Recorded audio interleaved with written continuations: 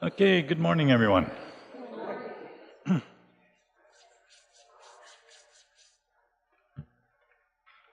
We'll call the meeting to order.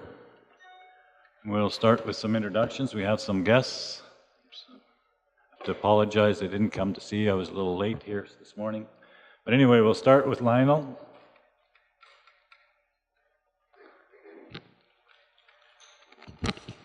Good morning. I'm Lionel Just from Division 10, which is north and east of Brooks. Brian DeJong. I represent the area around the village of Dutchess. Good morning, Tracy Fife, and I'm Division 5 Counselor, which is south and west around Brooks. Morning. Morning. I'm Kelly Chrisman from the west side of the county around the Bazzano area. Anne-Marie Phillipson, Patricia Millicent area. And I'm Clarence Amilung. I represent the Rolling Hills area, and I also am chair of MPC. Good morning, I'm Molly Douglas, and I represent the northern part of the area, or our county, the area around Jam, Finnegan, and Duck Lake. Welcome. Good morning, Kevin Stevenson, County Administrator. Good morning. Wayne Hammergan, Division 4, which is Scandia, Rainier, and Bow City. Good morning, I'm Ellen Unruh, and I represent the countryside around the village of Rosemary. Good morning, Huey Kellen, Division 2, Tilly area.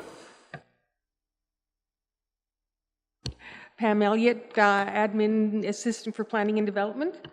Lane Johnson, the Director of Corporate Services.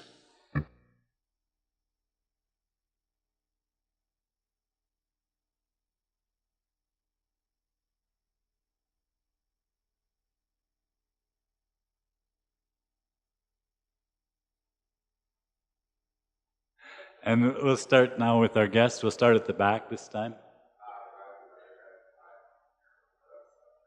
Okay. Same with, well, welcome.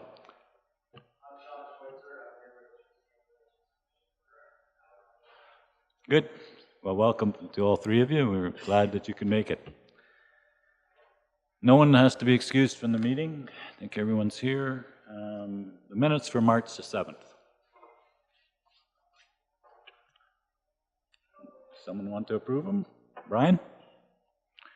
Any discussion? All in favor? Are there any post-agenda items? Seeing none, can we have adoption of the agenda? Anne-Marie, all in favor? Okay. Then we'll go to subdivisions. Good morning. We just have one this morning, but it's an interesting one. So this is 2019-0-022.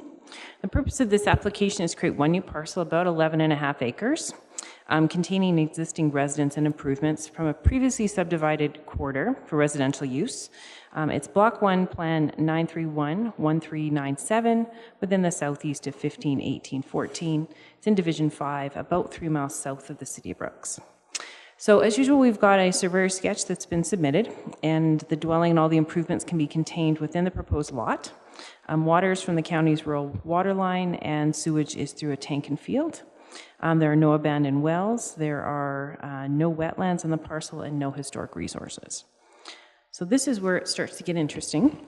When this application was reviewed, the proposal does not comply with the subdivision policy for agricultural subdivision, as there's already 2 agricultural titles, 2 previous 80-acre splits. As well, there are 2 historic single-lot subdivisions for a total of 4 titles within this quarter. According to our land use bylaw, Schedule 2, Section 3, we have a density requirement that the maximum number of parcels allowed on an unsubdivided quarter section shall be limited to 2. The applicant was advised that the proposal doesn't comply with the county's bylaw in effect, and it may be refused. However, the applicant feels the proposal has merit, and they have requesting that the subdivision authority waive the subdivision policy to approve the proposal. So they would again like to subdivide the existing home and sell the agricultural land. The ag land on that residual 80 acres is 78 acres, is currently irrigated by a pivot. So again, if MPC was to consider this, we would need to waive that county policy. So I'm just going to go through sort of our circulation on this when we sent it out to everyone. We did receive some responses back. So TELUS has no objection. Fortis doesn't require an easement. EID indicated their normal requirements when they look at additional parcels. So in your package, you were provided both a refusal and an approval for your consideration. Again, it's my job to provide you the options and your job to make the decision. So again, when I looked at the refusal, I'll just run through the reasons for that. So again, the subdivision does not comply with the county's policy and criteria for lands designated agriculture. Proposal, if allowed, would result being 5 separately titled subdivisions in the quarter section, 3 of them physically separated or separate acreages, where only 1 is currently allowed. The subdivision authority is of the opinion there's no merit to the waiver of the number of parcels in this quarter. Our MDP includes objectives that agriculture is our priority land use within the county, and the county shall support the preservation of agricultural lands. Again, additional subdivision here would further fragment the northern 80-acre parcel, reducing it in size of the agricultural title. If you were to approve it, again, that would require a motion to waive the number of parcels in the quarter section. There is a municipal reserve owing, because again, as we get over first parcel out, so there is a requirement or a condition for reserve on the 11.5 acres, which would be approximately $4,600. The only thing as looked at, there is no outstanding issues other than payment of taxes. There's no requirement for development agreements, etc. Again, subdivision authority is authorized to waive the number of parcels in the quarter section, and there was no objections from any adjacent landowners or referral agencies. So I provided a little history in what had happened on the quarter section previously, just to kind of give you an idea. So again, that's on the refusal under the informative. So the parent quarter section was subdivided in a north and south half in 1976. Subsequent applications occurred in 1978, 1980, 1984, 1987. In 1993, an application was approved that created the original farmstead lot, which was subsequently subdivided in 2007 to create the current Lot 1, Lot 2, Block 2. To give you a little history on that one, I was here in 2007, so I remember that one. What it was zoned to grouped country, which was the only zone that we'd allow to do that. At that time, anything that was then zoned group country in the 2012 version of the land use bylaw got flipped over to the new acreage residential. So that's why there's some zoning differences there. And then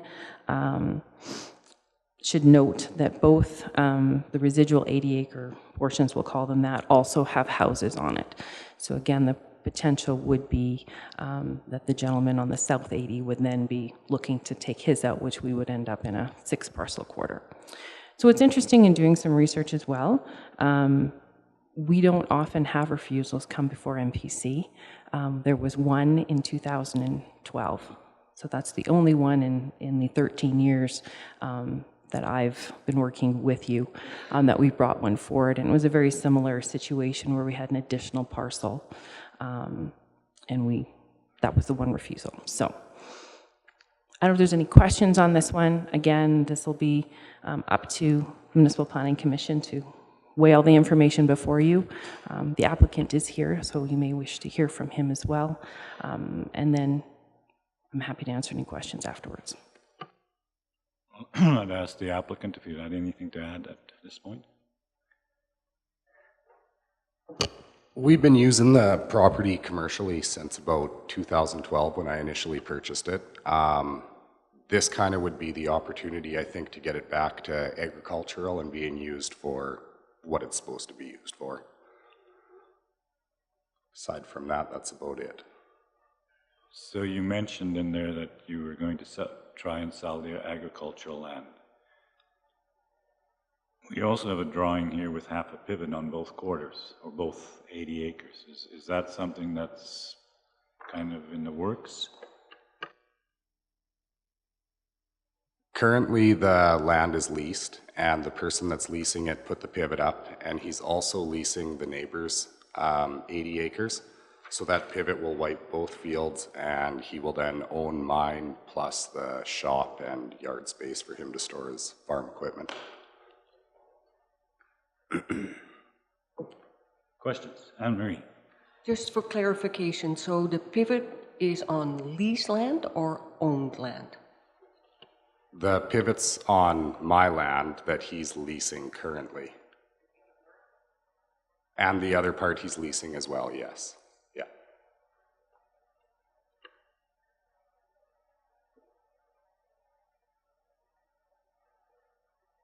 Yes. Tracy? I went out and had a look at this property, and the way it's situated, I feel that I don't see a problem with granting the waiver for the subdivision. In the county, we want residences, and which we're doing, plus to promote agriculture. And so the land that will be subdivided off will go for crop production. And so I actually would like to make the motion for Resolution 1. Okay, thank you, Tracy. I also had a conversation with one of your neighbors who was concerned about the fact that there was going to be additional split, asked because that he says that's really against county policy. I says, well, true, but I also told the story that I didn't remember the refusal in 2012, but I said, can't remember ever refusing one, and I asked him if he had a problem with it. He said, no, not at all. I was just interested in the legalities of it. Just wondering about your water delivery point for the pivot. Because the pivot's on two different parcels owned by different people. The water delivery, where is it? Currently, the pivot is supplied by Ron Howard's riser, so it would be to the south of us. And depending on if this goes through or not, we will put an easement in from my riser at the northeast corner of my property so that he can get main line down to feed the pivot.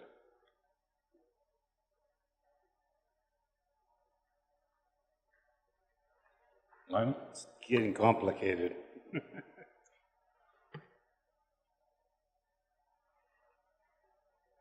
We have a motion. Yes. I guess again, I have just one comment, and that is again is there merit to it on behalf of MPC? I think there's probably merit from the applicant's position. Again, I think this is a big one to waive in my estimation. It's sort of the foundation of your policy. I would suggest if you're going to do that, that then the next motion would be that council review your subdivision policies. Because what puts staff in a really tough position when we say this is what the policy is, I often tell people it's like, well, the free answer is no. If you choose to go forward, you must do the subdivision sketch, you must pay the application fee, and you go through the process, and if MPC is in a really good mood today, they may consider it. If they're in a bad mood, they may not. So again, they're here to get that answer. It becomes very difficult for staff to be able to give that advice up front if we're not following the policy. So then my suggestion is, again, just to ensure that if we're waiving policy, there's a reason to waive policy, and therefore is there a bigger discussion that needs to happen. So that's just something to consider as well. I would counter that with the fact that we have that policy because we say that we want to promote and keep agricultural land. When you look at this parcel, the best way to promote it is probably what's being drawn out forward here and what's already happening. So here we have a case where probably where the subdivision is coming out will never be productive agricultural land again, and we have a case of making of it a chance of having it more permanent with half a pivot there and making it a viable agricultural unit. So we could actually be saying that we are promoting agricultural land and not exactly the opposite to what you were saying. So, and that's the way I looked at it. Sorry, Clarence, I'm just completely the opposite. I struggled with this one. It's an 11-acre piece, so it's already bigger than what we want. So that would be the first variance. Then it's the 5th parcel out. The land is already used for agriculture. There's a pivot on there. I agree with Lionel that it's just too complicated with all these acreages and these owners of the 2 parcels sharing a pivot. We had a lot of people at our regional open houses talk about rural voice and protecting agriculture. To me, this is the one where I struggle with, because this is where we could protect agriculture by not approving this one. And then the second part is the land use. We worked for months and months to get the land use the way we have it now. We have open houses where people could come and talk against pieces of our land use. We finally approved it, and now we would just turn around and vote against our own land use bylaw. Just a question.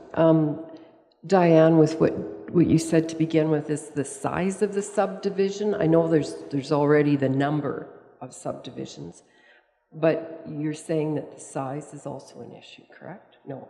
At this point, when it's in the agricultural land use district, our vacant parcel size is a maximum of 7 acres. We try to keep, when people are doing them, around that 7-acre piece, but we have a flexible parcel size. So we can actually go beyond that based on the improvements within the yard. So what you want to be able to do is ensure you're not taking any additional pasture land or cultivated land.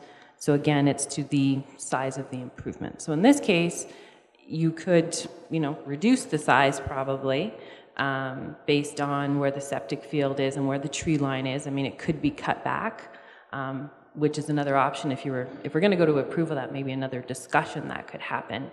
But currently, we don't have that top end. We use it as a guideline when it comes to the developed yard sites, but because we have anything from 1-acre yard sites to 35-acre yard sites, if you've got a really big farming operation, we've allowed that flexibility in that. So again, it's kind of a detail of option 1. If we determine that that's where you want to go, you may want to have another discussion about that. Thank you. Did you have something further to add? No? Yeah, as you can see from the drawing there, with our proposed subdivision, we've kind of planned it out so that we've maximized the agricultural use of the land. Due to the previous 2 subdivisions in the middle of the property, it kind of limited the pivot space and what was really usable, so we just tried to use up the dead land and not take more than we needed. That being said, if you feel that we're taking too many acres, we're more than flexible and willing to resize.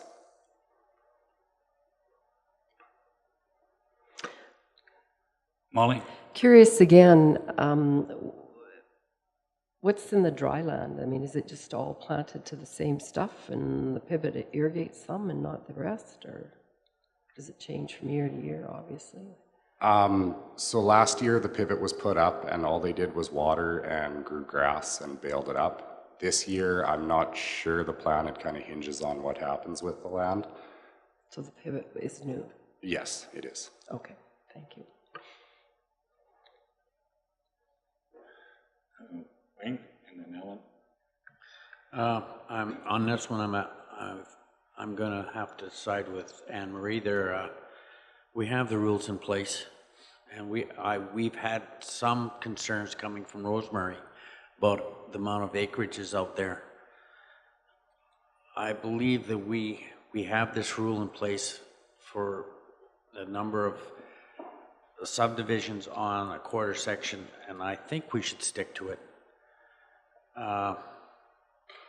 This is just going to compound things. We're going to set precedent, and I'm sorry, I just don't think this is right. Alan? Just for clarification, for staff, would that not be proposed use a small holdings then? Because under a small holdings district, it takes the place of our single parcel out. So this gets really complicated because in discussions with the applicant, there really wasn't any zone that we had that would accommodate this 5th parcel. So we've got different things for different situations. Right now, this is kind of max to what we can even allow. We talked about, you know, we've got grouped acreage, which is 3 or more. So right now, you'd have to get the 2 people that have the 2 acreages, plus take the one with the shop on it, then take this one to create the 4 to 10 to make that a viable option for rezoning. Under small holdings, we would, one option that was also thrown out was, again, we do these boundary adjustments. So in order to keep the density the same, you know, if you would sell the residual to the neighbor to the south, that would make his parcel bigger. You're just reconfiguring the parcels, the number of titles that are already there. That's not an option. So again, we went through all of the options. So the only one available was to come here and ask for the waiver. There isn't anything in our land use bylaw that allows for this 5th isolated parcel, is what I'll call it, because it's not, you know, contiguous to the other residential parcels. So this has been an interesting one, because the other thing that I look at too is going, well, we got a fragment going through here as well, because we do have an irrigation canal. So now we're going to create a title where we don't really have access to that little piece, and we have to jump the canal, I guess. But, you know, then there's that other reconfiguration issue. So this is a complicated situation. It started back in '76 when they allowed the very first title, which is one of those interesting things when you look at previous decisions. So this decision is, Lord, I have to figure out for my birthday, 42 years old. So looking at that, you know, this is stuff that you look at 42 years later in a decision that was made by that council at that time or the regional commission at that time. Now you get to deal with the fallout of that and the changes in ownership and the changes in use and that type of thing. So yeah, and was that the best place to put that original 76-acre title? No, that probably wasn't. Stick it in a corner where we could do a pivot and that whole thing. So again, you've just got to deal and look at what's in front of you and look at your policies, the current policies. They may not be the ones you have in 3 or 4 years, but the current ones, I have nothing to offer the applicant other than coming here and asking for a waiver.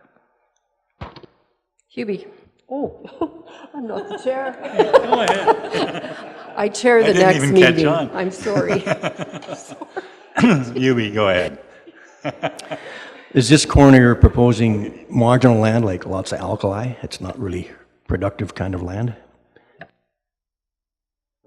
It's unreachable by irrigation. It's not overly full of alkali, but there's no way you could run a pivot over it anyways, or, I mean, even wheel moves would be extremely inconvenient.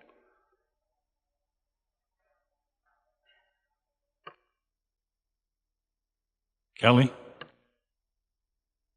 So if we were to approve this application, there's still another corner that would be available down the road for possibly another application and another waiver. So I would just caution everybody and take that into consideration, because there is another dry corner here.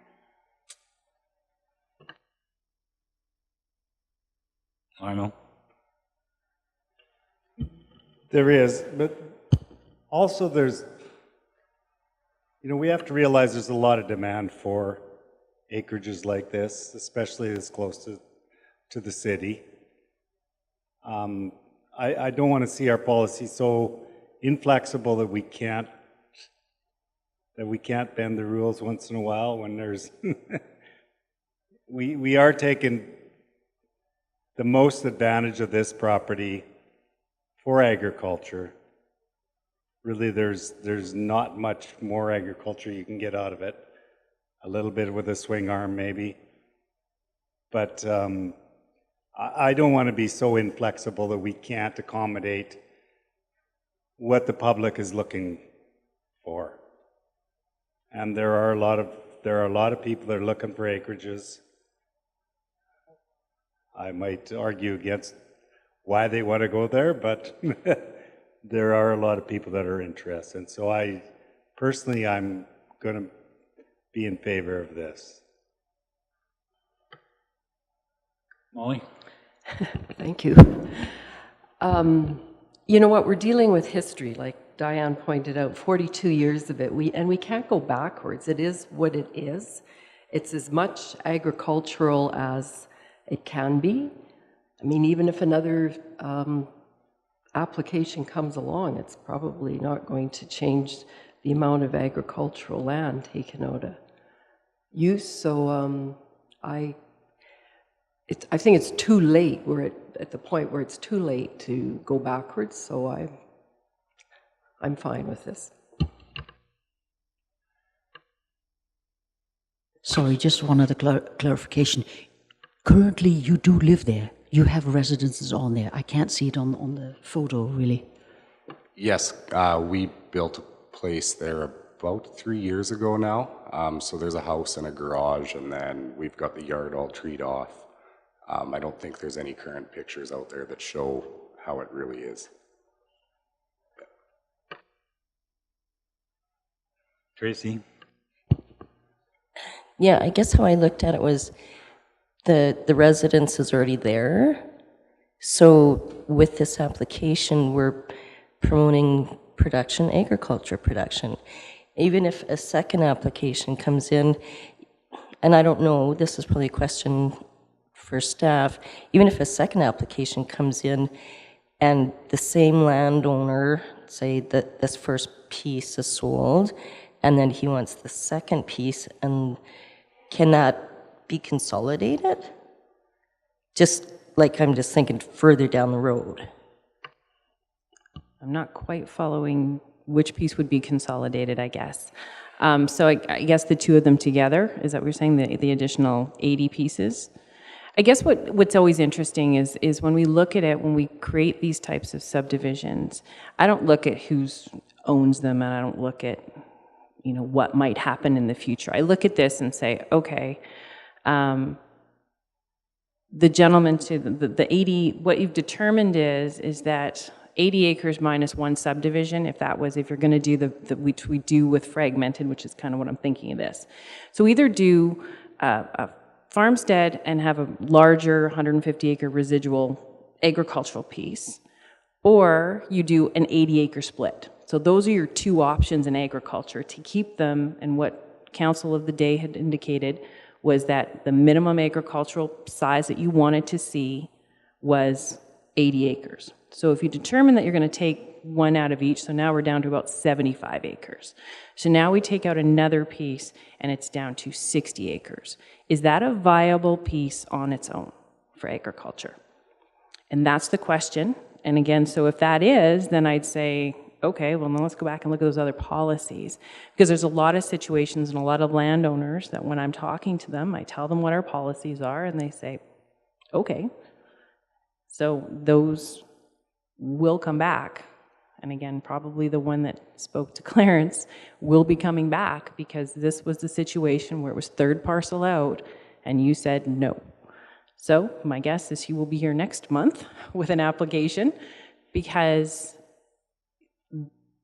you have to give a good reason why. So I guess that's the question I'm still maybe pushing towards, is if there could be a reallocation of titles and taking the two old 80s and putting it back together and getting a larger agricultural piece, that could maybe merit having a third acreage there. But currently, based on how you've consistently made decisions on it, this is not consistent with previous decision making. So again, that doesn't mean, and I always say there's no precedence in planning, you can make whatever decision, because this decision is in isolation of other decisions, but understand you have to treat everybody fairly and equally in certain circumstances. So that's what the policies do. They provide certainty for your landowners and your ratepayers as to what can occur and what options they have for their land. So if we want to change what options they have for the land, then there's the process in which to do that. which I'm fine. Again, it's your decision. But again, knowing that if you choose to approve, that's a big swing of your normal policy, and I would recommend to council that you review your subdivision policies to look at this in a larger situation.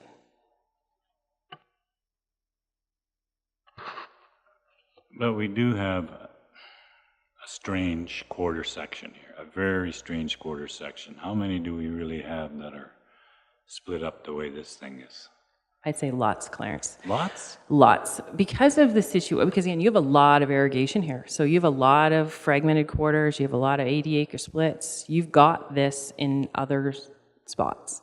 So this is not that unusual. So again, it determines, you know, if you're swinging more towards saying, yeah, we're allowing more acreage or smaller parcels, then, and we want to have more than one or two, because again, we have had, and that was part of why we put in single lot agriculture, which would allow that second isolated title coming out. So remember that. So if you've got your quarter section with one farmstead out, you can zone to single lot ag, which will allow you a second one, either contiguous or in another dry pivot corner.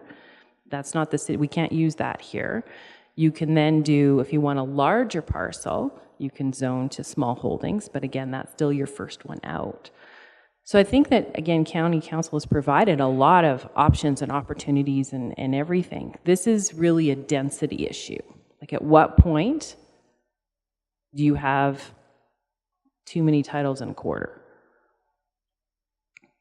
And what sizes do you want those to be?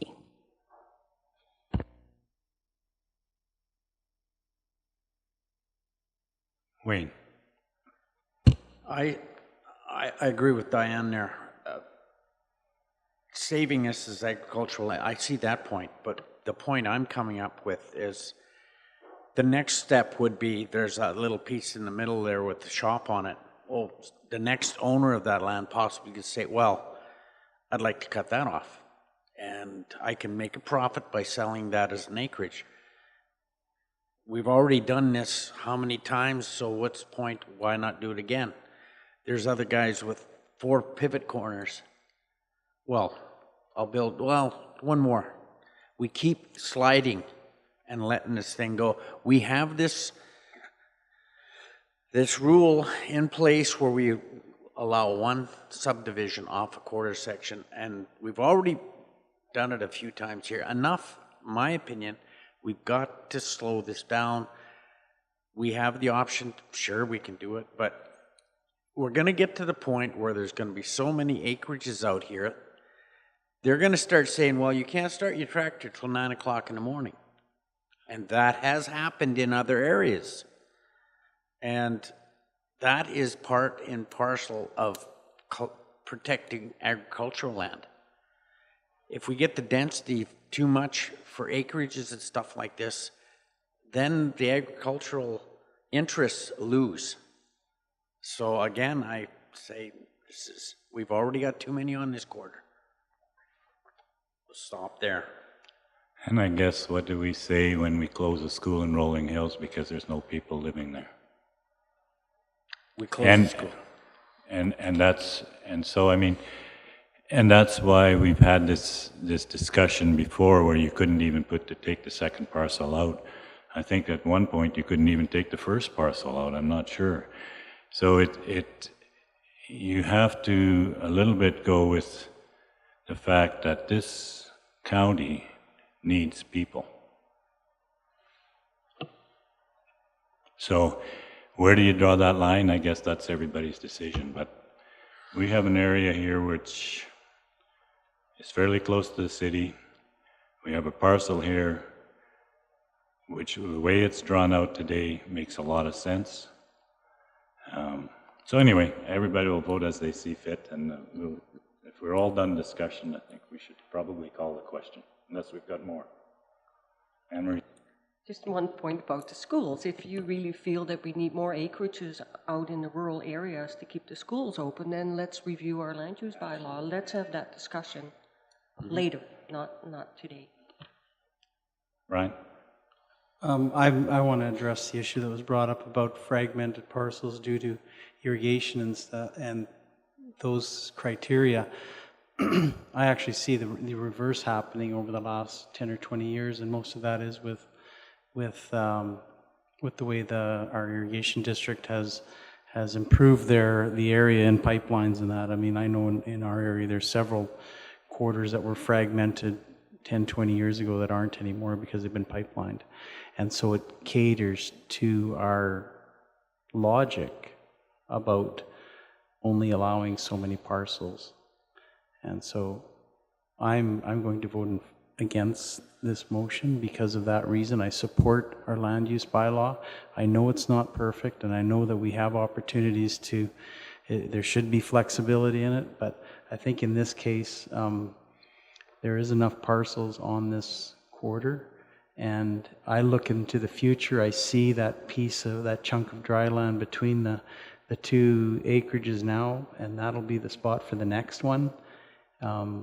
And truly, whether we go ahead with a subdivision or not, it shouldn't affect the agriculture potential of this property because that land will be farmed appropriately. And what it does to me is there is an opportunity, whoever farms it, if he purchases the land and is able to secure a purchase and combine the two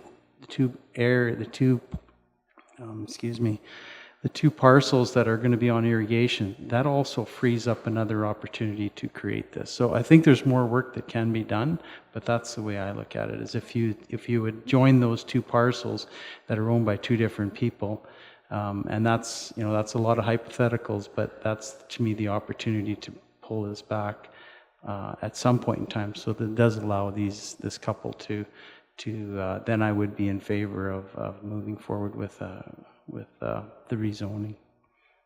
Thank you. Everybody had their say?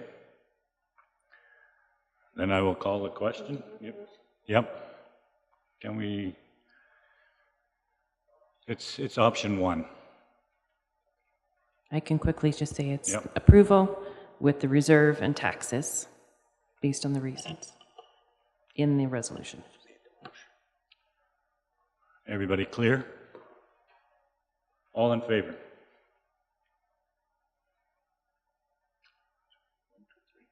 6 opposed? It is passed.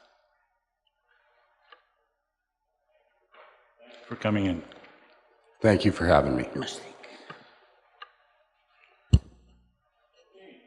Other business. We've got our tower. 3C Information Solutions is proposing to install a telecommunications tower at Tervita Brooks plant. The applicants attended the February 7th MPC meeting and introduced their project and requested the MPC to waive the requirement of a public information meeting, which was approved. The applicants have provided a letter of notification to the County of Newell Planning and Development staff, and we have notified all the adjacent landowners by mail. The applicant has responded to the County of Newell that they have not received any feedback from the notifications and are requesting a letter of concurrence. Planning and Development recommend that a letter of concurrence is provided, as the applicant has provided all the information and process required for a telecommunications tower, and neither them nor us have received any feedback from the notifications. And Sean is here from 3C Information Solutions to answer any questions. Okay. Sean, did you have anything to add? Okay. Any questions? We're looking for a letter of occurrence, is that right? Concurrence, not occurrence. Are you ready for the question? All in favor? That is passed. Thank you, Sean, for coming in. Any post-agenda items? There was no motion made. Sorry. Sorry, I was getting in a hurry. Thanks, Anne-Marie. Motion for concurrence. And we already approved it. We are very, very efficient. Anne-Marie. She's saving my butt. Post-agenda items seeing none. Nothing in camera. information items, there are none. Question period. Any other questions? Seeing none, we'll adjourn. Yes, sorry, Callie, sorry.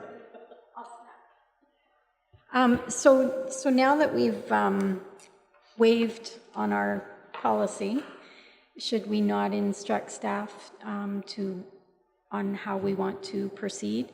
Because to me, this was a difficult situation, sends a mixed message to staff, makes their job very difficult. So can we give direction?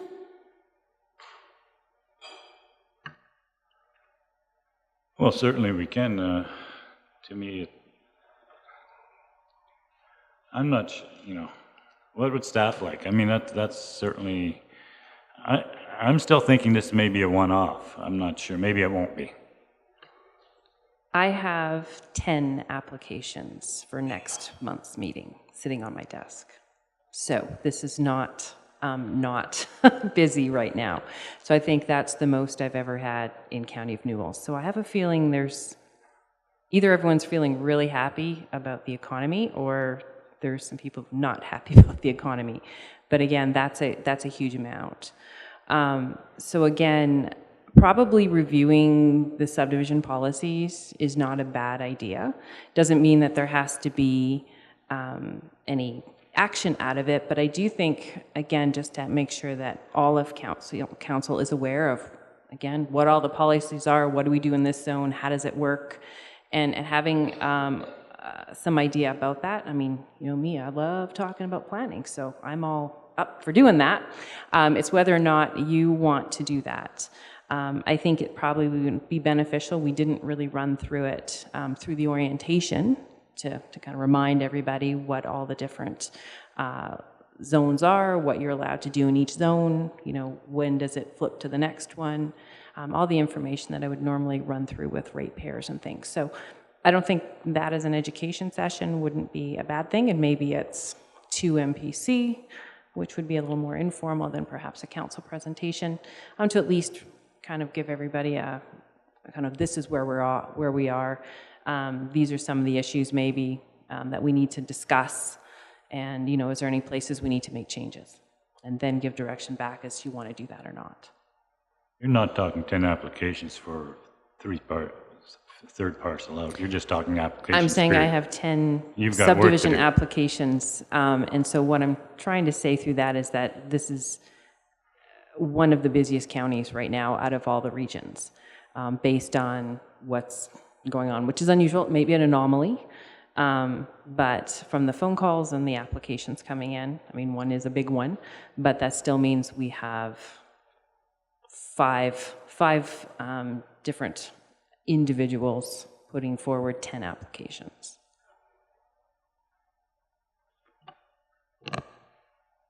So what you're saying, timing probably isn't right for review. Tell me, can we wait and see what transpires over the next little while if we get a pile of these that, well, maybe we do have to, but for now we can leave it the way it is, and when times are a little less stressful, perhaps we do the talking? That would make it 2022, so I don't think that's going to help Okay. you guys at all. I think, again, having the education session or else breaking it down into chunks, saying, okay, these are agricultural districts, this is what we do in those ones. These are our non-agricultural districts, this is what we do with that. Maybe breaking it down into a half-hour session as an education session to, again, get you thinking about where you want to go and what you want to do. And maybe you don't want to do anything, and I don't know. But again, every time, and this would be the same advice I'd give any of my municipalities, that if you are starting to waive this is the agricultural district that we do the most applications in. If we're waiving the core idea of that, there still needs to be a review of that so we can make sure that, okay, is this a one-off or do we have a change? What are the situations in which you would want that to happen? All of those types of things probably need to be considered. So again, I think it's a good idea that you get that at least overarching, base information so we know where to go from there. You may decide to do nothing, but I don't think reviewing it and making sure everyone's aware of what the policies say, that is a bad thing. Like, are you just talking, Diane, about the little sessions that we did before MPC sometimes? So you could start to do that. I'm thinking that that's maybe a place to start. And then from that, if you say, oh, well, maybe we do need a full review once we get through that. Because again, normally as part of the yearly or the orientation with new counselors, again, Hubie and I and Alice went through it. But again, we didn't do it for full council, just to kind of remind everybody of what's in those bylaws. Again, we had done a bunch of changes through. We have a new bylaw, even though it was done in chunks. It's probably not a bad idea to go through and just, again, and maybe if you're interested, I know Vulcan County currently is undergoing a massive review of policies, of their subdivision policies. They're in the midst of rewriting their land use bylaw. So there's been some research done on kind of what other municipalities are doing again. So just kind of saying, how do you compare to other people, and are they opening their policies, or are they getting more restrictive? So, I mean, I don't think it's probably bad to have that information. Marie? If we're going to wait till there's no stress, or if we're going to have more education sessions, and except for you, all of us have been around the table for 5 years, can we at least stick to the land use bylaw while we wait for the stress-free period and for the education sessions to be done? I mean, what use is an education session if we just throw out our land use bylaws? Hey, we have the power to be discretionary, and that's what, to me, this is all about.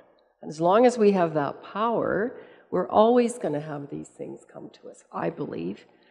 I have always said my biggest dislike of anything I do for the county is planning. So I always want education sessions to remind me, because I need reminders about what the rules really are. Always keeping in mind, so we have the power to be discretionary. And today's is not very normal. We haven't had many of those over the years, seriously. So that's my feeling. It's not about throwing out the land use bylaw. Maybe you're going too far one way and I'm going too far the other. I think we need to meet in the middle. Review, to me, would be perfect. That's just my feeling. Whatever you do, don't fight over me. Oh, come on, Clarence. Yes, Kelly. Let's not lose the point about the staff perspective. They have a set of guidelines to present to our ratepayers when they come in. And so it's really telling to them. I was in their position, so I know it's maybe sends a message that we're not intending to send. I'll say that right now, but that message gets sent, and so we have to be careful. We have to react. And so I'm just asking for a review, and I think that's what staff was asking for as well. Yeah. No, education piece is something different. Education is going to tell us what the policy says now. It could lead to a review while we're doing it. I'm just saying that we need to be open to this out of respect for our staff. Well, our staff has never been, when they're in doubt, they will tell what the present rules are, and they have no problem at all bringing that to us, because we are the discretionary body. So if it becomes a real problem, I think we should probably rush into a quick review, but other than that, probably not. Tracy? Yeah, I agree. I think in this case, staff did an excellent job. They talked with the ratepayers and told them that, you know, it was their choice to bring it forward, and that they said it would go either way according to our bylaw. It's not something that's readily acceptable, but they gave the ratepayers an option. They pursued it. They came forward, and it was up to us to make a decision if it was discretionary or not. So I don't think that we've gone against staff in this case. They presented us with two options, and they did their job and did it well. So, Final word. Great, no, thank you. I'll take that first. I think the other thing that maybe, and again, that'll be as we'll see how it flows, because again, what happens when I'm talking to ratepayers, I'll say, well, in this situation, we had something similar, and the decision was this. So take your chances. In this case, now it's kind of, we've got a 1-and-1. So now it's kind of like, okay, well, you may be seeing more of those, because they may be saying, look, I'm going to roll the dice and do that. So again, just to be aware that my advice now is going to be, well, we've had two similar situations, one they approved, one they refused. So, you know, that information to a ratepayer, are you willing to take the chance now? Maybe. But again, we don't know for sure what's going to, because you never know what people are going to do and what applications they're going to bring forward. But that, again, just to let you know, I take what's in this meeting and the decisions that are made, because again, it's about being consistent with your decisions. And if you're doing for one in the same situation, you would make the same decision. So again, ensuring that that's information is passed on to your ratepayers. So that's how I will take this. Again, I'm not sure where we are in the education session versus, if at least we could start there, I think that's probably would make me, just to make sure that everyone's aware of what those rules are and what I'm telling people, so. Okay, we'll leave it at that. I have one request. Could you send a note to the council or to MPC what that last refusal was in 2012? Thank you. And then I will adjourn the meeting.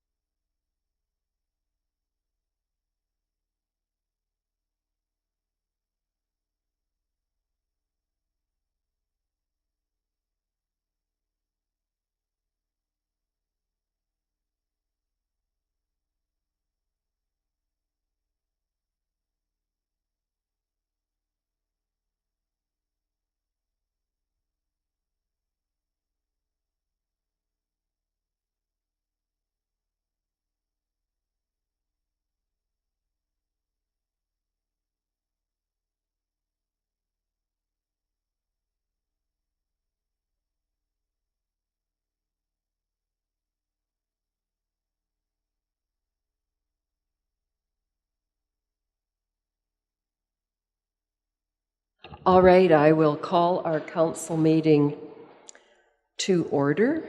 No one is excused. And we'll start with the adoption of the minutes for March 7th. Anybody want to do that for me? Thanks, Anne-Marie. All in favor? Opposed? Motion is carried. Post-agenda items. Lane. One in-camera land matter. Okay. Anything else? If not, a motion to adopt the agenda. Hubie moves. All in favor? Opposed? Motion is carried. We're going to go to our 11 o'clock delegation because it is in fact 11 o'clock. And so we'll get right to that, and that is item 8.1 on our agenda, the bottom of page 1. Welcome, ladies and gentlemen. Mo, have you been here before recently? Were you here first time around? I was here first time around, but I kind of sat in the back and didn't speak. You have met everybody then. Everyone here knows the people around the table, I believe. And so we're welcoming Kathy and Mo and Ahmed today to our table to speak about the City County Mental Health Network, Community Collaborative Network. So we'll just pass it over to you guys and take it away. Okay, I'm going to speak first, and I get a gold star for turning my mic on, not like last time I was here. So we'd just like to start with thanking you for giving us time to speak about the Brooks and County of Newell Mental Health Network that we've formed. The presentation today has 3 prongs: an update of what's been happening in our area with regards to mental health, and ask for your support for advocacy for our vision for mental health for the common good of our community, and an ask for financial assistance. Since we presented to you in November, there have been many positive things happen in our area with regards to mental health that have been a result of advocacy and agencies taking on a shared responsibility for mental health awareness and wellness. In our presentation in November, we spoke about the need for Canadian Mental Health Rural Education Program. The Prairie Girls Gala, under the direction of Patrice Beasley and Duchess this year, raised $30,000. They will be donating that money to Canadian Mental Health Services, or to Canadian Mental Health, and we're just awaiting word to see what they're going to bring to our community with that. Alberta Health Services, Addictions and Mental Health have staffed their vacant positions and are moving forward fully staffed to support our children and families in the Brookson area. And they've done some restructuring in that office, and very, very, very positive things are coming out for our community in support from that office. Global Village and partners are moving ahead with the Healing Path Wellness Center that will be housed in the Spec Building, and we'll also have the Newcomer Health Literacy Program. And Ahmed will speak more to the Wellness Center later. Children's Services has awarded the family support contract to McMahon Services for Medicine Hat, and they are in the process of moving into the old county building. Their services will be for families that have an open child services file to provide family support, whatever that might look like individually for each family. So that has been missing from our community for a while, so that's very positive. Cantera Safe House Safe Youth Program is back up and running. So there's 2 ladies in that program that work with our complex youth in our community. They provide support, take them to appointments, connect them with resources.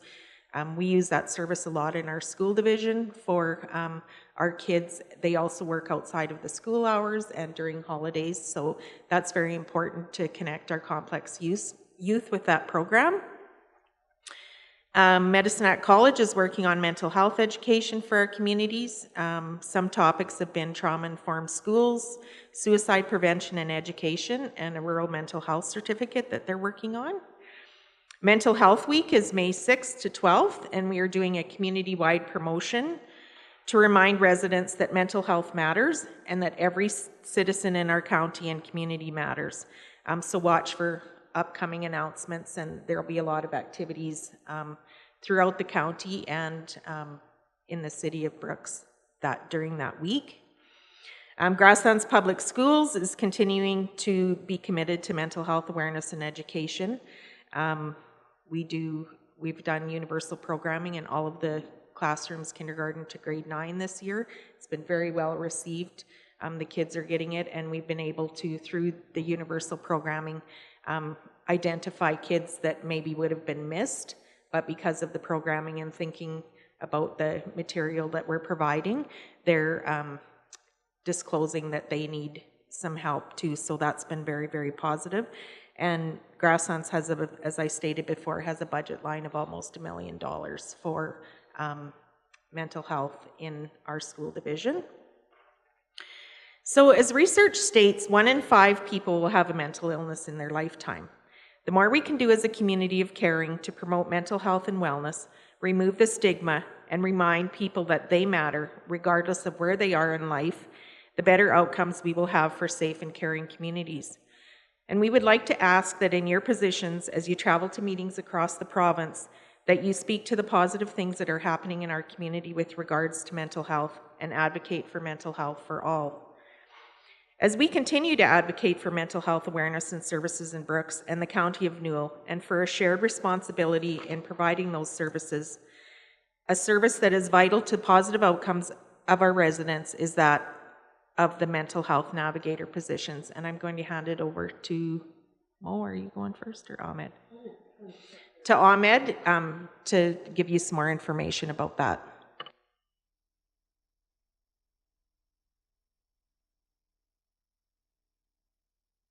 And the only reason he's going first is because I put his first in the document.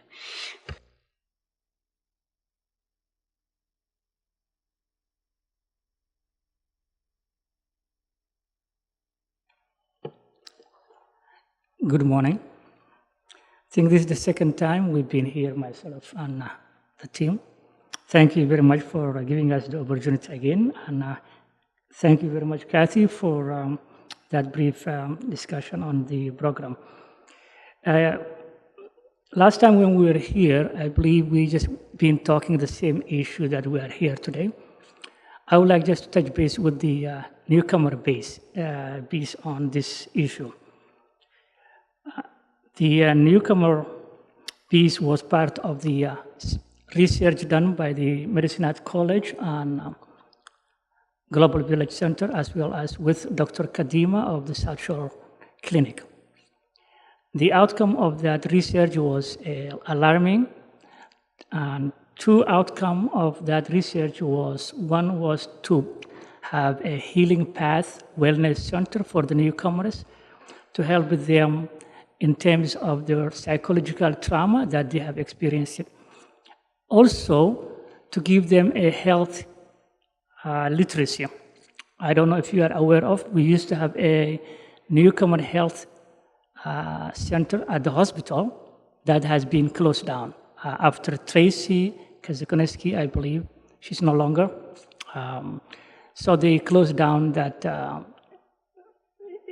health literacy that was spearheaded by Tracy for a very long time. Now the healing path will be also taking this healing path will be taking the health literacy as well as the psychological and trauma effect on the newcomers. Last time I was in session with Alberta Health Services, I believe Lynn Moore and also Molly was also attended the session in Alberta Health Services.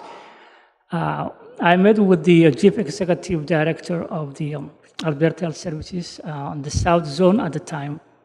They are very much interested to see the research that was done in Brooks and County of Newell in terms of the immigrant population, because they were not able to get into that immigrant population section because of the cultural, language, and other issues related to that target population. We met also with a gentleman who is also director of the South Zone, Alberta Health Services, by the name of Trevor. We communicated with him, and we're looking for a way also to partner with Alberta Health Services with the Healing Path Center and see how can they be able to provide the necessary programs through the health, through the healing path. The other side of this outcome of the research was also education component through Medicine Hat College. We had a meeting yesterday with the dean of the college, Elizabeth. She knew that I was coming here today with the group. Medicine Hat College will provide a mental health on newcomers view. We call a mental health on newcomers programs. That program will also be a certificate, and we are working with Medicine Hat College for that program to be given through Brooks area in the near future. We're going to be getting that program together with Dr. Kadima, other psychologist, as well as Professor Roger Parent in the cultural aspect of the newcomers. We also would like, we had an opportunity to meet with Minister of Immigration in Calgary, the Federal Minister of Immigration, Honorable Ahmed Hussein. I was invited in Calgary to attend the round table last Tuesday. We discussed the issue relevant of the immigration. And personally, I have raised the issue of bringing people here with trauma and dumping them to the communities. Now they realize that there are a lot of ways to improve that, and Canada Immigration are now adding a mental health issue relevant to the immigrants in their funding program. And that's what Honorable Ahmed Hussein mentioned. He has been here 2012, 2013 in Brooks and County of Newell. He is familiar with the area, and he's looking forward to come here before the election. I don't know whether that's election fever or it's genuine, I'm not sure. But that's up to him. We told him that this is you are most welcome in terms of your profile.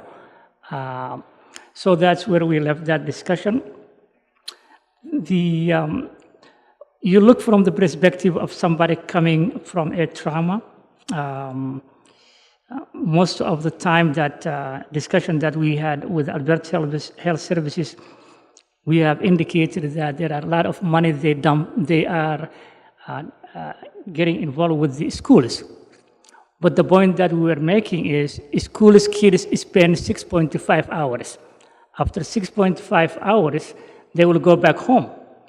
And when the mother and the father are traumatized from back home issues, that kid will not be well. So we told them they are dealing with the symptoms, not the root cause. So they need to expand with the family that are suffering from the trauma in order for the kid to be more effective and has their potential in the school level.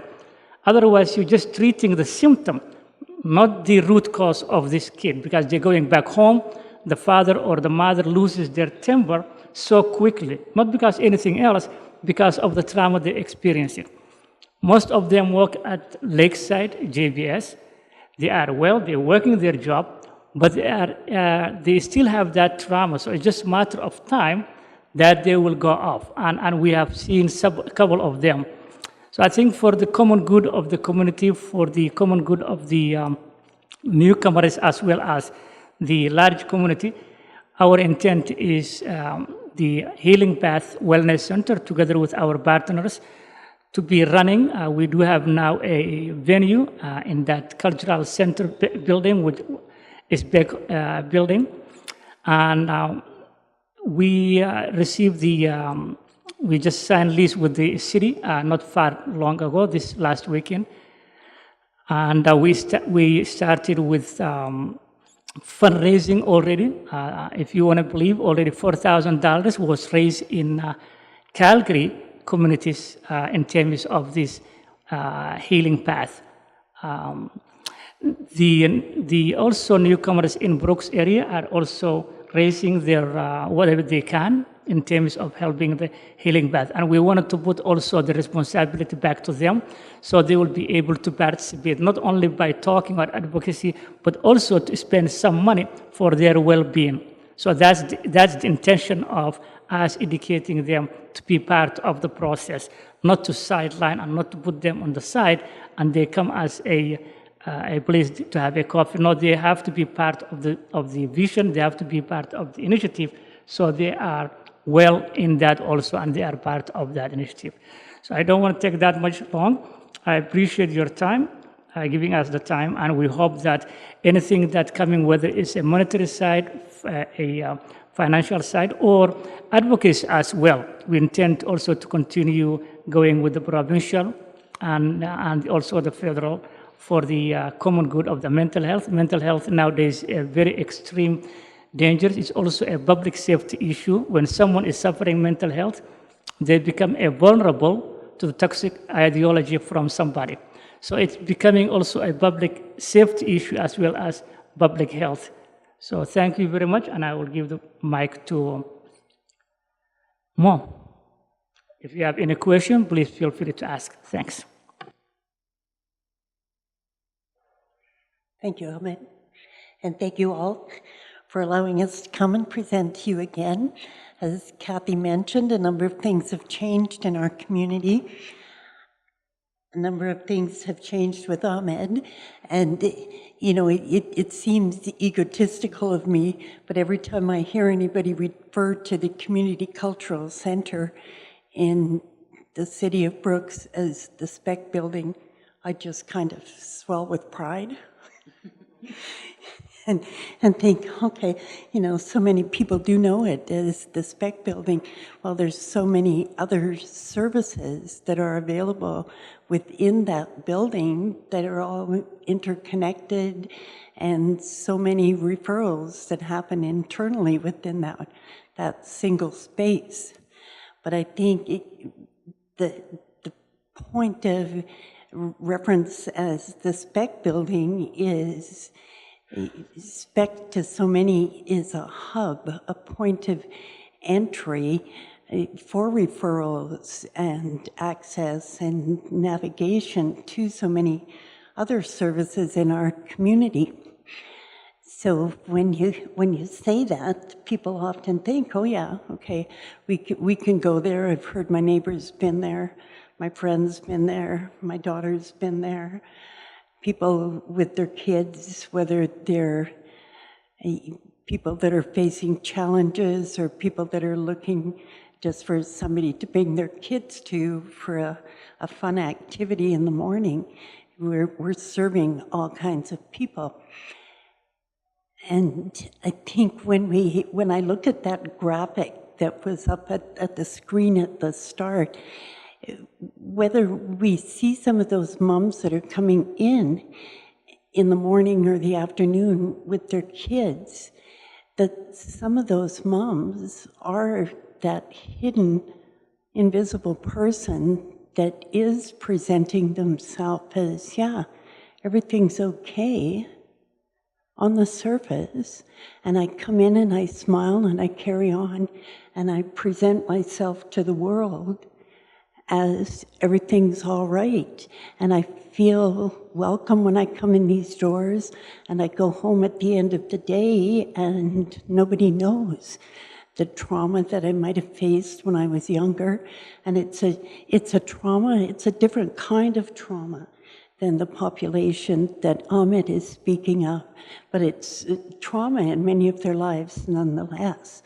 So oftentimes those people that we see, that we think are, just coming in and having a fun time, are really facing a number of challenges that they have access to support through the buildings and the connections with the parents and the staff and everyone that they're seeing there at the Parent Link Center, at Links Newcomer Services, at Links Community Services, through the First Steps Advocate, whoever it is that they happen to be seeing. The thing that we really want to try and work away from, or to move away from, is that hidden darkness that is hanging over a number of people, and to bring that out in the forefront and to help those people and to help them recognize that there is something better and there is services and supports that are out there for them. The number of people that we see coming through our doors that have admitted that, yes, I face these challenges, and they sit down with our staff and they may come in the doors saying, I got evicted from my house, or Alberta Support sent me over here because I just came to town and I need some furnishings, I need some household items. And they sit down with the staff, and then all of the other things start to surface as they start to build a relationship. One of the really positive things that has happened at SPEC within the last 2 months, actually, is as a result of a reduction in our rent provided by the city, our Links staff in our community services have been able to move from having 3 staff that provide confidential services in one office space, have been able to move into individual offices. And in the short 2 months that they've made that move, they have reported that the number of people that are telling so much more in-depth stories to them, they're really seeing an increase. Clients that have been coming into their offices for a year or a year and a half, 2 years, 3 years, sometimes 5 years, that have never disclosed these things because there's been another staff in the office, or sometimes another client talking to someone else, are starting to open up more because they're finally receiving what is more of a confidential service. So I think that openness and that willingness has greatly improved for people, not only because of the spacing, the trust element. They come, they've been seeing the same person for a year and a half, for 5 years, whatever, and those people treat them with a level of acceptance, and there's no judgment, and they are aware of, Kathy works over there at Innovations. Let me take you over and introduce her. And I think she can probably help you and connect you with somebody in the schools that can help your child. Let me take you over to Ahmed's office. I think, him and his staff over there can better understand your needs and provide you with the kind of support.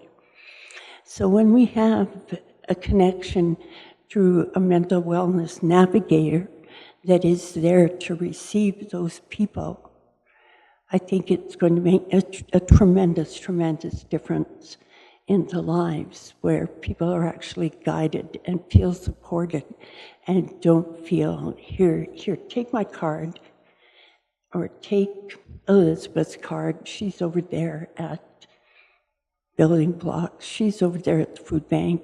Go on over and she'll help you out. But somebody that can actually take them, guide them, introduce them, and provide that kind of support. Thank you.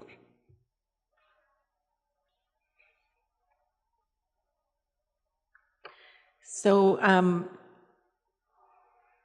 it is then wellness navigator positions are still the one thing that we've identified that is not happening in our community. People are doing it off the side of their desk with a lot of other efforts. So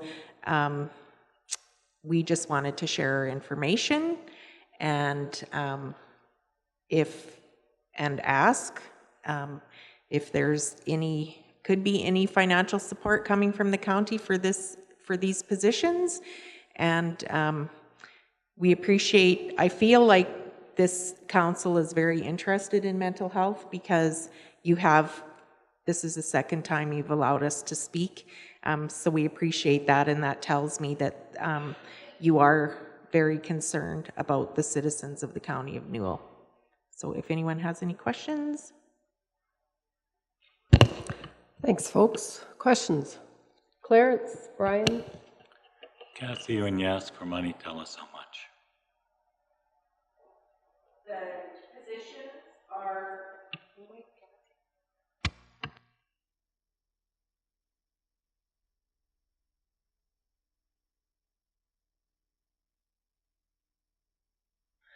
Okay, I'll do that again, Anne-Marie.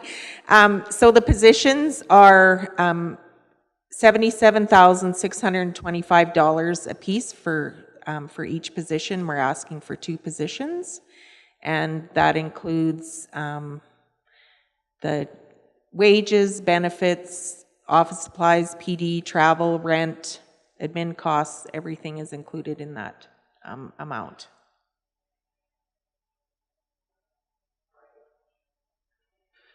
So I have a couple questions. First one is for Ahmed. You mentioned an immigration adding a staff support position. Is that federal, provincial, or did I understand that correctly? And is that to be like a local type extension help position, or maybe could you elaborate on it and whether it's going to be extended out for, like, is there a commitment for a number of years, or did I understand that properly? Yeah, thanks, Brian. When I said I met with the immigration minister, I met the federal minister of immigration, Honorable Ahmed Hussein, who came from Ottawa for the roundtable meeting with some of the organizations in Alberta. So we were part of that invitation. He was referring to their funding area of the immigration, Canada immigration. This was the first time they have added mental health of immigrants in their funding programs. They used to have before resettlement program and all that factors, but now they have also added mental health funding within the Canada funding. So that's what he was referring to. Thank you. My next question is, I'm not sure who can answer this, but Mo, you mentioned the links that are currently at the Cultural Center being able to refer back and forth. My question is in regards to Alberta Health Services and their mental health, their local mental health network, and how that works. Do they refer to you? Do you refer to them? Is it both ways? Help me understand that a little bit more as far as your connection with that, with the group, with those people that staff that positions. Okay, so it is a back and forth referral. Alberta Health Services Mental Health will accept referrals. They self-referral. Anybody in the community can make a referral to them. They are now opening up their assessment so that when anybody comes in, they will do an assessment on that referral and make a decision as to whether they will be accepted into the therapists that are provided at Alberta Health Services, or if they will refer them out elsewhere in the community for a therapeutic support. So they tend to work with the more moderate to severe cases. So people with lesser, more manageable mental health challenges are referred back out into the community. There's also a component where, because the therapists at Alberta Health Services do not do outreach services, the life challenges that come along when an individual is faced with mental health issues, like the housing challenges, even getting to doctor appointments, just regular, everyday, not being able to get your children up and get them to school in the morning, to do any of those day-to-day activities. Alberta Mental Health does not have anybody to support those, so they in turn refer those activities, shall we say, out to community members. So quite often, if say I was seeing a therapist at Alberta Health Services and I was being faced with an eviction notice, they're not able to help me with that because it's not per se a mental health issue. So they would refer me over to Alberta Supports or to Links Community Services to get the support that I need.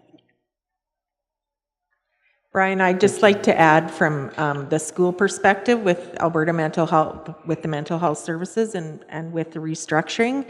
Like I said before, I recently had a meeting with the new manager, Rita Duran. We are working on really improving our communication back and forth.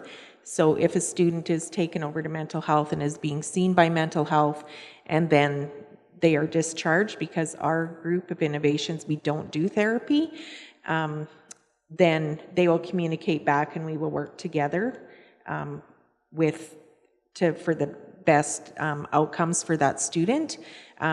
But as Mo said, the outreach stuff, the day-to-day stuff, it's not in their mandate to provide at this time. Yeah, thanks. Also want to just add just to clarify, the navigator is very important for the common good of the local people in general. The facilitator for the Healing Path Wellness Center is a individual that will be dedicated and work with the immigrant newcomers population, which will require culture/language. Also, the Healing Path will provide also a health literacy through that individual. And also with the help also with Dr. Kadim and others will be available at the Healing Path. Also the Healing Path, we will be having a psychologist who will be coming in and out. And we will be partnering with also the Alberta Health Services to see any potential partnership with Healing Path. That is what they sent the email yesterday, that they wanted to partner with the Healing Path because of the target population of that newcomers, immigrants that having difficult to connect with them. So we're just trying to take the lead in terms of this population and see if we can help them so they can get their potential rather than having the trauma back home. As just a human being, as a moral obligation, as well as for them to be a good citizen in the community. It's just about time we are all united in helping them. Otherwise, having somebody who is suffering a trauma will not be able to help his family, let alone the community, and will be available or vulnerable to the temptation and vulnerable of the temptation of toxic ideology. So we're trying to avoid all those in the near future by getting involved and be proactive. Thank you. Other questions? Kelly? Thanks for the dollar figure. Is that zero start right now? 170,000 basically for a one-year operation? It is. It's a zero start. We have no funds at present.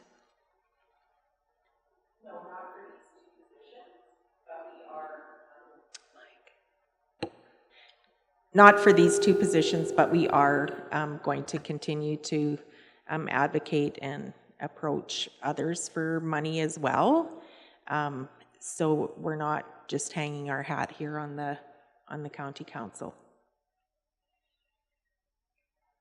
Where are you at with the city and these things? Because we've sort of been involved with them in the discussions about this. So have you presented again to them, or? We haven't. We did meet with Barry, and we were told that they would not be giving us any funding. And recent? Probably 2 months ago. Okay. So you presented once to the city a while ago? Yep. Yeah. Right. Same time as we presented to the county. Okay. And we will be asking for time again with the city to update. Okay. I was at something recently, and I just was trying to find the information at the start of your presentation. I can't remember where I was. So, Canadian Mental Health and an Alberta project about new word is animators. Do you know anything about that project? Is that the one through FCSS Council? It could be. I don't know. I just was curious if it was something that you guys... I myself am not familiar with, with that program. They were broadening a pilot, I think, that they began to include more communities. Okay, that is the FCSS project that they're doing. We have had meetings with, like phone meetings with that group, and we've been invited to participate. We weren't part of the pilot program, but we are still looking at what that means for our community.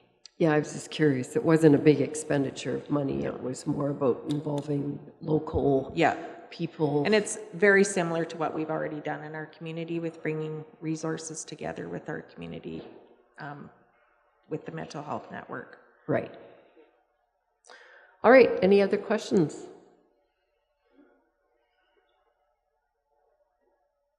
All the information you need to think about, ponder over. Well, thank you. Thank you for, and we can keep a copy of this? Of the budget? Of all that, the stuff that was presented, that would be good, please. So Ariana can get it out to us, which is handy. Okay, thank you very much. Thanks so much, you guys, for all that you do in your real jobs and within the greater community that you overlap into in so many ways. Very much appreciated. Thank you very much. What my real job is. Yeah, whatever, exactly. Other things as identified. Yes, sort of a rather broad spectrum, which is a good thing. Thank you.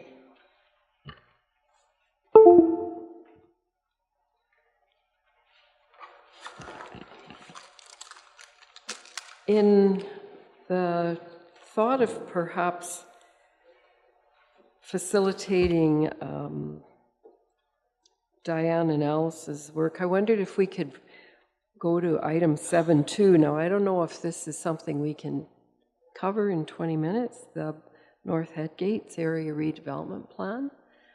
but they, I know, are available now, and they're not available right after lunch. So I said I'd try to work it in. We'll see how we do. Might have to come back to it later, but give it a start if they can track them down. And in the meantime, we, I think, can probably go to item 7, the bylaw, second and third reading for the traffic bylaws, unless people have found some other issues.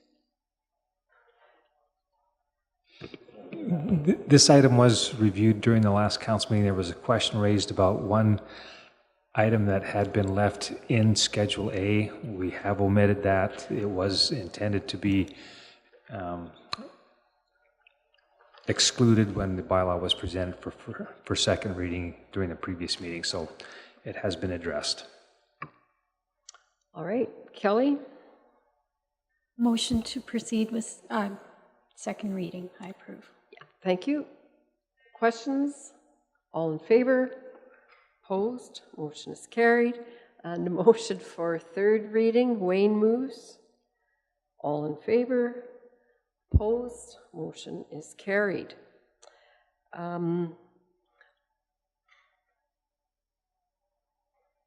Diane, join us, please. I think we can probably, well, maybe I better not go try to get too creative here. We'll go to item, Diane and Alice's item 8.1. No, that's not theirs. 7.2, the North Headgates. Oh yeah, it's right after, right in there. Okay. Great, so this is bylaw 1941-19, which is a bylaw to adopt the North Headgates Area Redevelopment Plan. So I have provided a little bit of background to it in the report, some discussion about what the intent of it is. The final plan has been, I guess, amended to indicate the private services that are going to be allowed on each one of the lots. So again, I guess as moving forward with this project, it's kind of nice to see it get to this point. And my recommendation is that we do first reading to get it into the consultation period for this. So, questions, comments, or a motion? Brian? Well, I was quite interested to see the wetlands policy and how extensive it was, and I was curious from your staff point of view, and I think Jeff, you did quite a bit of this. The Alberta Environment has talked a lot about this desktop model, or this desktop, how they were going to simplify it, I guess, for lack of a better word. Was that successful? I think it is referred to, or perhaps not. I'm just curious on the feedback as far as the wetlands component. And with that, because you're here, Jeff, I'm curious about the also the storm plan that you were working with the EID, and how that's evolved in that. Okay, the wetland process, it has been very frustrating and time consuming. It's been new to everybody, all of our counterparts, all of our colleagues. It was unclear. It still is unclear in ways, and we've had issues, communicating with the appropriate approval authorities and getting feedback and answers on some of the questions we have. As far as the desktop assessment, and I maybe came in here in the middle a little bit, there are some areas and some projects that can be done. That they do have some criteria for existing roadways and upgrades and things that may happen, say 15 meters from the center line of a road while impacting a wetland, that do have some less stringent requirements to be submitted. With this scenario, that wasn't the case, being as we are altering the flow and inevitably altering the water going into the wetland. So that wasn't the case in this point. We did undertake one of those more high-level applications with Highway 535, and that went relatively smoothly. Alberta Environment's also opened up a submission portal, one-stop submission portal that has proved very helpful, and I wouldn't say more streamlined, but it guides you through the application process and helps you discern the different levels of extensiveness you'd have to go to on your search and on your fact-finding mission to submit your Water Act application. That Water Act application, I guess I can say we did get Water Act approval. It was submitted in November. We received our Water Act approval a couple weeks ago. So that less extensive method and submission and the new portal, it seemed to work very well for us in this situation with Highway 535. Whereas this situation we've been dealing with this area redevelopment has been much more complicated and complex than that. And like I say, we have struggled gaining clarity and understanding surrounding the exact requirements. We are a lot clearer today than we were a year ago. And I believe we have a good plan going forward. The stormwater management plan has been finalized. I'm reviewing it right now prior to making a submission to Alberta Environment. I think we are on the right track. We haven't really changed our philosophy in any way, shape, or form that we're not altering existing watersheds. We are doing everything we can to treat and ensure the rate of flow and the volume of the water entering the wetland is no greater or in worse condition than it was before. I do believe we will be successful in our Water Act approval submission with the existing plan. Yeah, I'm not sure if that answered all of your questions or if there was more. Just I know that you have met with the Irrigation District to flesh out some of those concerns they had, and I'm just curious how that plays into this redevelopment plan. So we did have some discussions with the Irrigation District, and they were good, discussions. We have shown them and continue to show them that we're not concerned only with the wetland and the quality of the water entering the wetland, but we're concerned with the quality of the water entering any receiving basin, be that a crown-claimed wetland, be that an irrigation drainage network, or whatever the case may be. We have came to agreement that we should divert our stormwater to the same location that it's currently being diverted towards that culvert flowing under the dam of the lake. We threw around a lot of different options, different possibilities, and ultimately, ideally, the water would have went to that low area wetland to the west, all of it. It just wasn't feasible and obviously not acceptable to environment based on their definition of altering or impacting the wetlands. So the discussion went well. We threw around a lot of ideas, and ultimately the EID is willing to accept that portion of water which currently enters their system into their system still.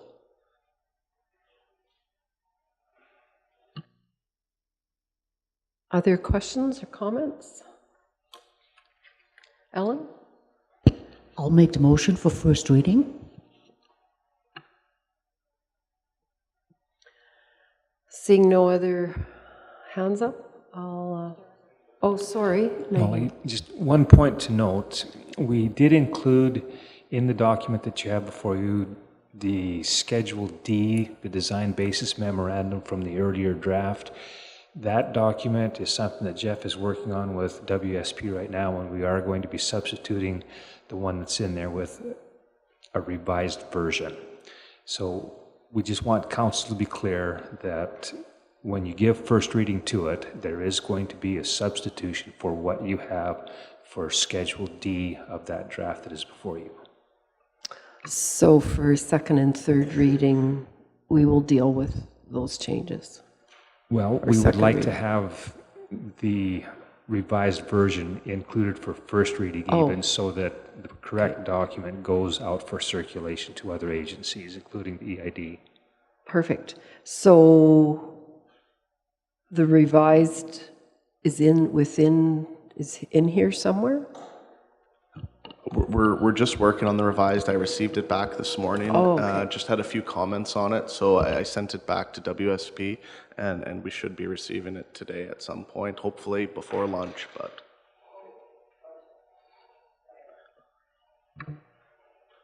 For Elaine at the moment, because there's some process issues with that, so we may need to defer first reading until we get that amended piece in and that you can take a look at it prior to inclusion. I would suggest if you do first reading now, we would want to keep that design memo, would have to come forward at the public hearing to be included. So just to confirm where we are with that. And I guess what I'm suggesting, we will be able, if you hold off on first reading until this afternoon, we will be able to make sure that that revised document is in so that you have it for first reading. Alternatively, if we give it first reading with what we have in there right now, that's what gets circulated to the other agencies. We know that there's going to be questions with what is in there right now. So we're just wanting to make sure that we've got that addressed before it goes out. Well, we should defer this to later then, this afternoon, hopefully, and be able to look at putting it all into the first reading. Okay, no further questions. Ellen will hold off on your motion then. Okay, sounds good. Thank you. So we will return to that later, and we'll go to item 7.3, which is a special tax bylaw that we're familiar with from other years of the EID.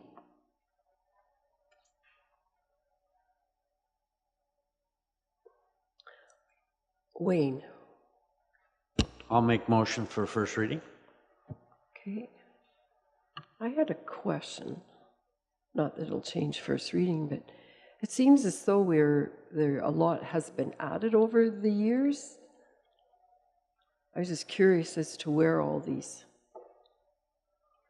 these are not new properties, they're just ones that have come into, since 08 to 19. Lane? Correct. An example would be the Aomoda subdivision. That was a development that came on stream. It is serviced by the Eastern Irrigation system. So anytime there is a multi-lot development that is serviced by the system, there's additional properties that are added to this bylaw in particular. It evolves, changes each year.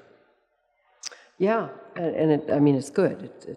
I have no issues with it at all. It was interesting to see that. I didn't know if I'd paid attention before.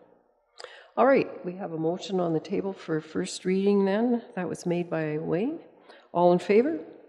Opposed? Motion is carried. For second reading, Lionel moves. All in favor? Opposed? Motion is carried. And for consent, Anne-Marie moves. All in favor? Opposed? Seeing no one opposed, we will move to the third reading. Kelly moves. All in favor? Opposed? Motion is carried. We'll skip over Todd, seeing as we don't see him here, so we'll go to item 10.1, update on property assessed clean energy, the PACE program. And Lane? This is just a follow-up on previous discussions that had taken place in early December. There were a number of items of information that were reviewed with council regarding potential opportunities for the county to get involved in one way or another in promoting the use of renewable energy. And the PACE program was one of the options that was discussed as a new option that had been introduced through the amendments to the Municipal Government Act. We went through the process of distributing information to the public. There were responses that were received from a limited number of residents, property owners in the county. But one of the things that is interesting to note, while the legislation provides for a municipality to go down the path of offering this program, it's recommended, highly recommended, that we hold off right now until they've had a chance to work through the implementation of this legislation in a pilot program that the City of Edmonton is undertaking. So, in summary, there is interest that some property owners have. It's probably an opportunity that would be available to municipalities to proceed with in the future, just not yet. Basically, just an update then, Lane. Anybody have any questions about this? No? All right, well, we'll just stay tuned for after the pilot, I guess, to find out what comes out of that. All right. Lionel. Item 10.2, finding a home for the old council chambers table. And Lane has an update on this. Right, Lane? What's happening that requires it? Yes, the city has found a new tenant for the area, the east end of the top floor of the administration building. The table isn't one of the pieces of furniture that the tenant wants to have remaining, so we need to remove it from the building. And the question is, how do we go about finding a new home for the table? A new home could be found quite easily. It's a question whether or not you want it just disposed of, or should we undertake some effort to find it a new home in a place where it will be able to continue to serve the community. Brian. Well, she knew I was coming with this because we talked about it all, well, not all the way home. So this is Lionel and Molly's table. I want to make that clear. Thank you. But I guess the question is there a possibility that we could adapt this heritage table, I'll call it, Heritage for the County of Newell table. It's quite a beautiful table if none of our most recent councillors have seen it. And put it right here. So shorten it, or widen, or narrow it, shorten it, and make it part of our council chamber presenter table. Whether there's somebody within our organization that has some woodworking skills, and if not, I'm sure we could find somebody in the community that would be that could find, could accomplish that task, because it is a pretty unique thing. So that's I'll be honest, I'd like to see it if we could do that, and if it might cost a few bucks to do it, but it is part of our heritage. It's possible. As it sits right now, it's too large to move into this space. The table does split down the center. That's the way it was assembled. It can be disassembled, and it's quite possible that you would have to take equal pieces off of each side of the center in order to shorten it up. And it's quite possible that that could be done. I don't know how easy it would be to narrow it from side to side. I don't think that would be easily accomplished at all. So it would be certainly wider than what we have here right now. I'm guessing by almost 2 feet wider than what's there right now. But as far as end to end, I'm sure that it could be shortened to fit into that space. I had a similar thought of keeping it in this building. I never thought about this. I thought maybe in that room if it fits. But now just listening to you, what if we would even do half a table? Like half of the table, you would have the front part being a little bit like oval shaped, and then the straight side, if that works with the legs somehow, and make it fit. It's cut in half like this one is? Yeah, Correct, it's from side to side, it's cut down the center, not end to end.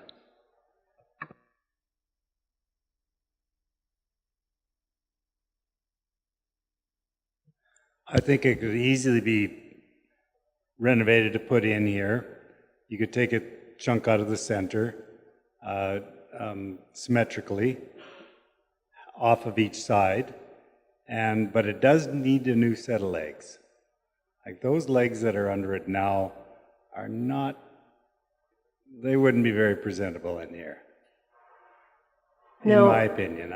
I understand you looking at certain types of legs, Lionel, but knowing this much about the table's legs surprises me. I just couldn't resist.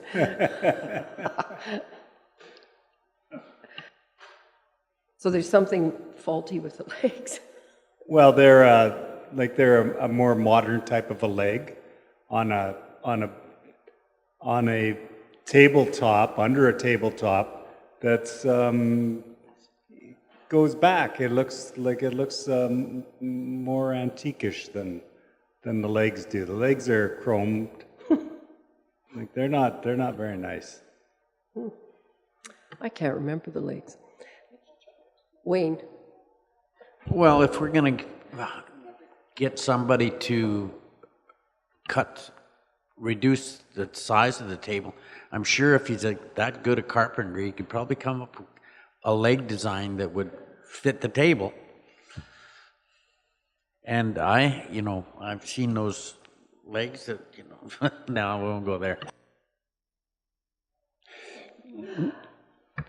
So I guess, is there a majority consensus or some support for having someone look at the table to see if it could be used in here? And for those of you who don't know why this table still is in the old office, it's because we sort of just didn't want to have it sold with the rest of the furniture at the time that the old office was being emptied out.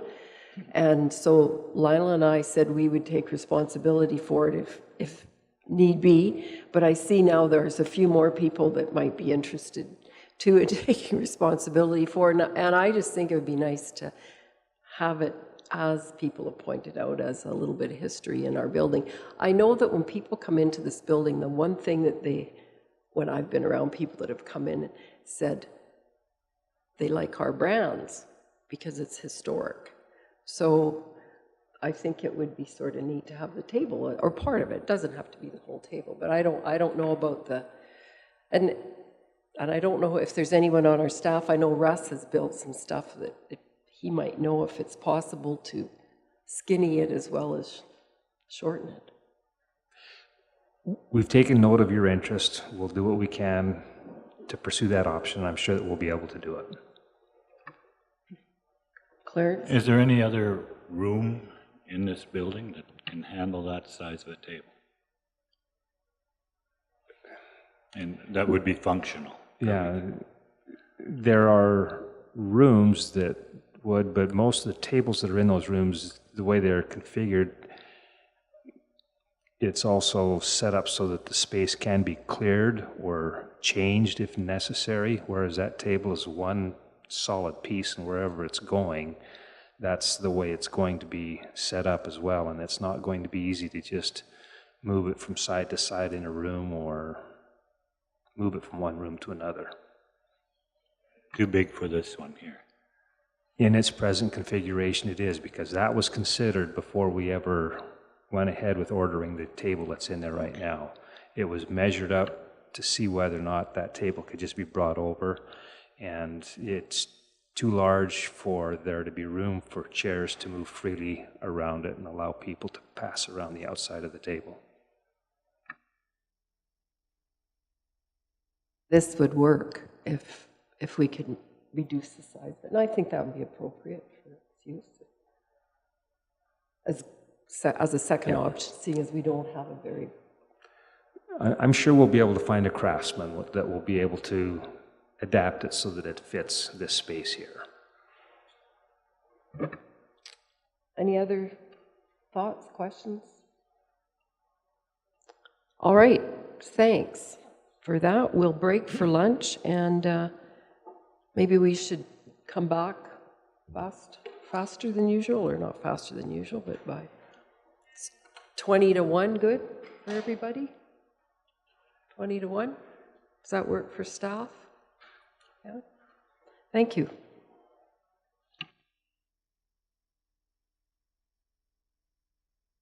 For putting up with us old people and old table issue.